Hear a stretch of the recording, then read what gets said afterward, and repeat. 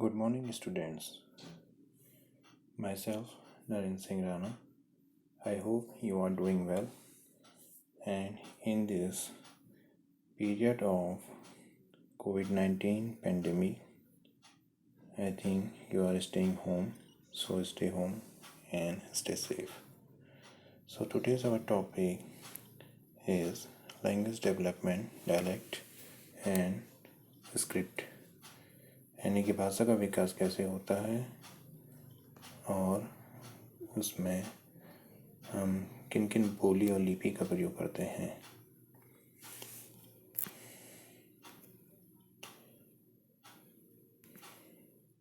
सबसे पहले हम इंट्रोडक्शन से स्टार्ट करेंगे। भाषा का प्रयोग हम सभी करते हैं। इसका प्रयोग जितना सरल और उपयोगी है उससे भी कठिन इसको डिफाइन करना है। भाषा मानव की एक बायोलॉजिकल एबिलिटी है। बायोलॉजिकल एबिलिटी होने के साथ साथ इसकी विशेषता सांस्कृतिक रूप में भी है। इसी आधार पर विभिन्न भाषाओं के मध्य अंतर पाया जाता है। यह एक कॉम्प्लेक्स सिस्टम है। इसकी कई अलग अलग उप व्यवस्थाएं भी होती हैं। इसका विकास किस तरीके से हुआ है इसका कोई एक मत नहीं है। इस विषय पर लैंग्वेज सोसाइटी ऑफ पेरिस ने तत्कालीन और भविष्य में किसी भी परिचर्चा पर 1871 में रोक लगा दी थी, क्योंकि उन्हें भाषा की जटिलता और उसके साक्ष्य नहीं मिल पाए थे। तथापि चॉम्स्की, हाउजर एंड फिच आदि विद्वानों ने इस दिशा में कार्यशील रहने का मत दिया था। हालांकि अलग अलग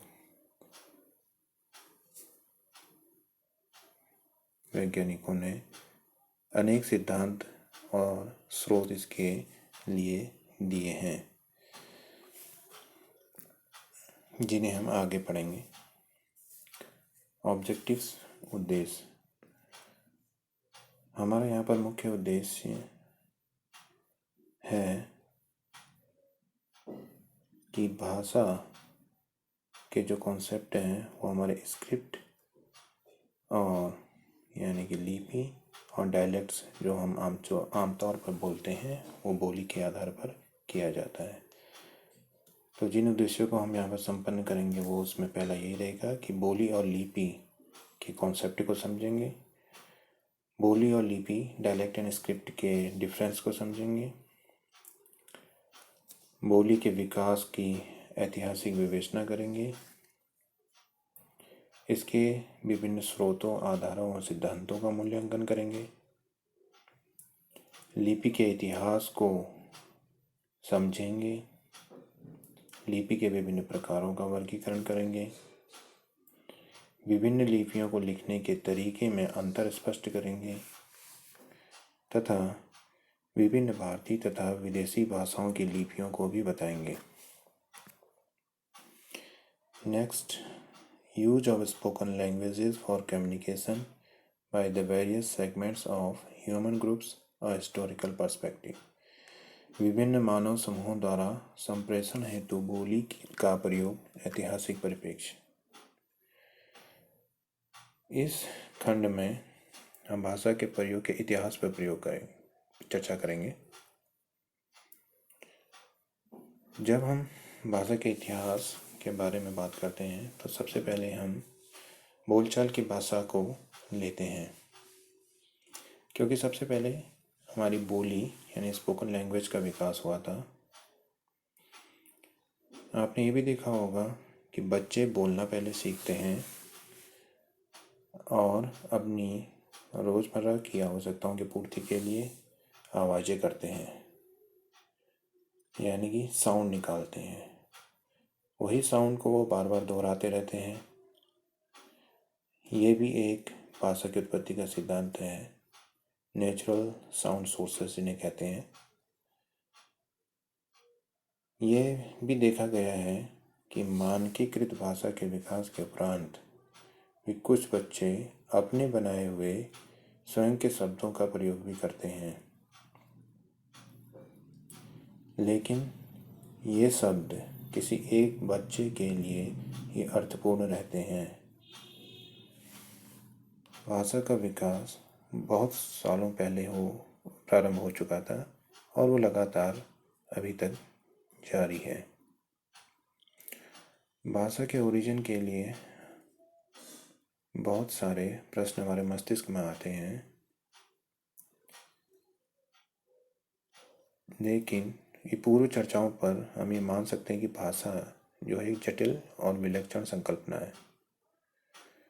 इसकी उत्पत्ति के विषय में सही कहना असंभव नहीं, लेकिन बहुत कठिन जरूर है।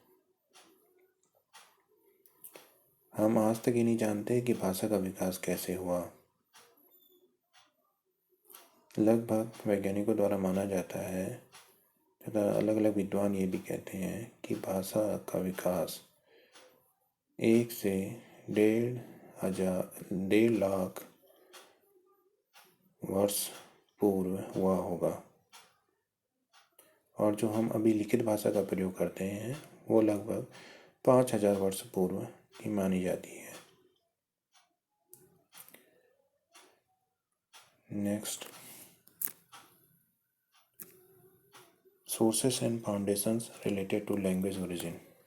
भाषा उत्पत्ति से संबंधित स्रोत और आधार। वो कौन से सोर्सेस हैं जिनके आधार पर हम मानते हैं कि भाषा की उत्पत्ति हुई होगी। सबसे पहला सोर्स हमारे पास है रिलीजियस सोर्सेज, जिन्हें धार्मिक स्रोत कहते हैं। हम लगभग ये जानते हैं कि विश्व के सभी धर्मों में जो प्रमुख तत्व है वो मानव और ईश्वर का अस्तित्व, विशेषता है, और दोनों तत्वों का आपस में संबंध है। भाषा भी मनुष्य से जुड़ी हुई एक विशेषता है। विश्व के सभी धर्मों में भाषा की उत्पत्ति के संबंध में कुछ न कुछ जरूर मिलता है। हिंदू धर्म के अनुसार भाषा का जन्म सरस्वती से हुआ है। यहूदी और ईसाई धर्म के अनुयायी मानते हैं कि ईश्वर ने सर्वप्रथम मनुष्य को उत्पन्न किया। मनुष्य ने संसार के अन्य प्राणियों के संबंध में जो कुछ भी कहा वो सब शब्द ही उनके नाम हो गए। संसार में आदि पुरुष और स्त्री जिस भाषा में बात करते थे उनसे ही संसार की अलग अलग भाषाओं का जन्म हुआ है। इस बात को सिद्ध करने, जांचने और खंडन करने हेतु लगभग 25,000 से 500 वर्ष पूर्व तक अनेक शोध और परीक्षण किए जाते रहे हैं। ये यूले ने कहा था 2006 में। इसी आधार पर आज के समय में भाषा की उत्पत्ति भी पर चर्चा करना लगभग अनावश्यक माना जाता है।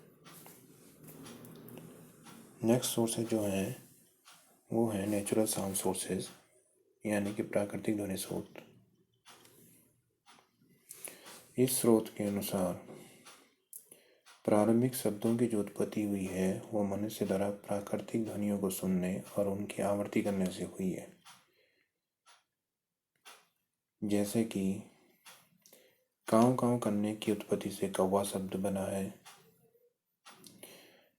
इस सिद्धांत को एक कड़ी के रूप में ये भी कहा जा सकता है कि मानव के खुशी और दुख के अनुभवों के बाद जैसे कि स्वाभाविक अनुभूतियाँ निकलती हैं, आह, ओ, वाह, इनसे भी भाषा का विकास होगा।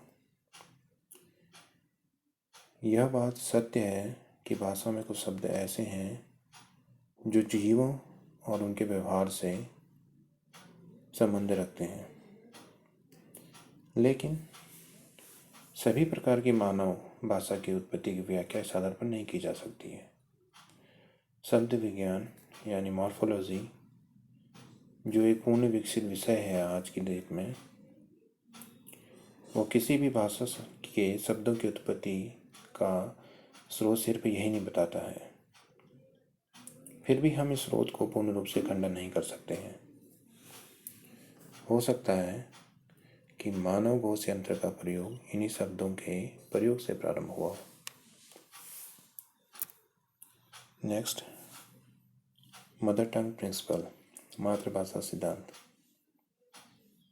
प्राकृतिक स्रोत के समान ही मातृभाषा सिद्धांत भी मानते हैं कि भाषा की उत्पत्ति सर्वप्रथम माता और उसके शिशु के बीच हुए संवाद से शुरू हुई, जो बाद में आगे चलकर अन्य संबंधियों से संवाद का माध्यम बनते हुए एक समुदाय विशेष की भाषा का रूप ले लेती है।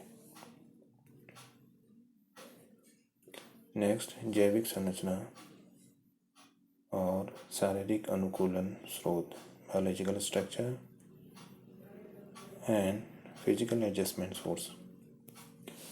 कुछ विद्वानों का यह भी मानना है कि मनुष्य में भाषा का विकास इसलिए हुआ कि उसकी जैविक संरचना अन्य जीवों की तुलना में अधिक अनुकूल थी। इस विचार क्रम में सर्वप्रथम हम मनुष्य के पूर्णतः दो पैरों पर चलने वाले होने पर ध्यान देते हैं। मनुष्य का मस्तिष्क तथा घोष यंत्र का समुचित विकास हो सका। मनुष्य के दांतों पर अगर आप ध्यान दें, जो सीधी खड़ी स्थिति में होते हैं।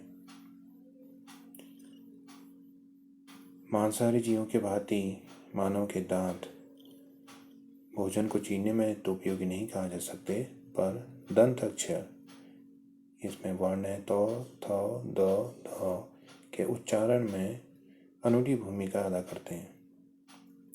मानव ओष्ठ की संरचना शब्दोच्चारण की दृष्टि से अधिक अनुकूल होती है, जिससे ओष्ठ वर्णों प, फ, ब, भ का उच्चारण संभव हो पाता है।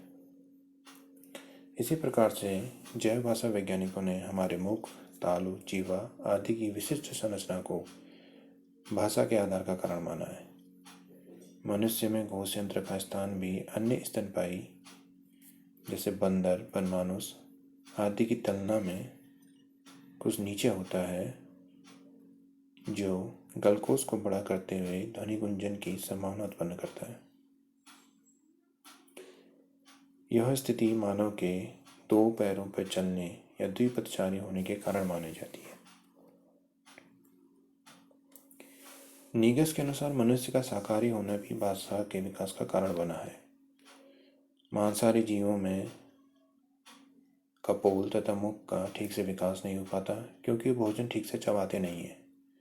इसके विपरीत मनुष्य मुख व कपोलों का अधिक विकास कर सका, इसलिए ध्वनि भेद में वह अन्य पशुओं से अधिक समर्थ हो चुका है। ये नीगस ने 1946 में कहा था। मुख फीवर के संकुचन और प्रसार से मनुष्य बोलने और गाने में सहायता लेता है। गाने की क्षमता को भी भाषा के विकास का एक उच्च कोटि का पायदान माना जाता है, जिसमें गायक को भाषा में प्रयोग होने वाले विभिन्न अंगों का कुशलता से प्रयोग करना होता है। नेक्स्ट सोर्स है जो है वो हेरिडिटरी सोर्स है, यानी आनुवंशिक स्रोत। इस विचारधारा के लोग भाषा को एक आनुवंशिक लक्षण मानते हैं। आपने ये भी देखा होगा कि जो बच्चे जन्म से बहरे होते हैं, परिणाम तो वह हिंदी, अंग्रेजी, कुमाऊनी, गढ़वाली आदि सामान्य रूप में प्रचलित भाषाएं नहीं सीख पाते, लेकिन समय बीतने पर तथा अवसर प्राप्त होने पर भी वह संकेत भाषा में संप्रेषण कर लेते हैं।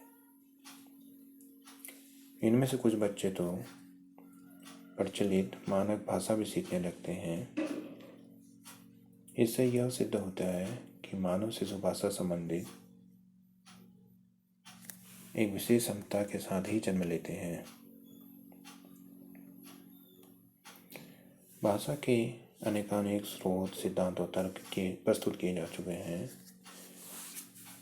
लेकिन अभी भी इसकी उत्पत्ति का कारण एक रहस्य ही है। आनुवंशिकी एक ऐसा विषय है जो तंत्रिका विज्ञान, जीव विज्ञान, विकासवादी जीव विज्ञान की मदद से इस पहेली का हल निकालने में सक्षम हो। भाषा की उत्पत्ति से संबंधित खोज अब उसे विशेष भाषा जीन लैंग्वेज जीन की खोज की ओर अभिमुख होता दिखाई देता है, जो मनुष्य को अन्य प्राणियों से अलग करता है। प्रसिद्ध भाषाविद यूले ने भी कहा है कि मानव आनुवांशिकी में ही इसका रहस्य छिपा हुआ है। हम भाषा के कुछ गुणों और विशेषताओं का वर्णन तो कर सकते हैं, परंतु एक वस्तुनिष्ठ सर्वमान्य परिभाषा अभी तक प्रस्तुत नहीं है। मानव में कुछ जैविक क्षमताएं तो होती हैं जो किसी भाषा के प्रत्यक्ष अनुदेशन के बिना मानव को उस भाषा को विशेष रूप से प्रयोग करने की दक्षता देती हैं। रामविलास शर्मा जी के शब्दों में कह सकते हैं कि भाषा रचना का कारण मानव का परिवेश, उसके जीवन की आवश्यकताएं तथा उसका विशेष शारीरिक संगठन है। धन्यवाद।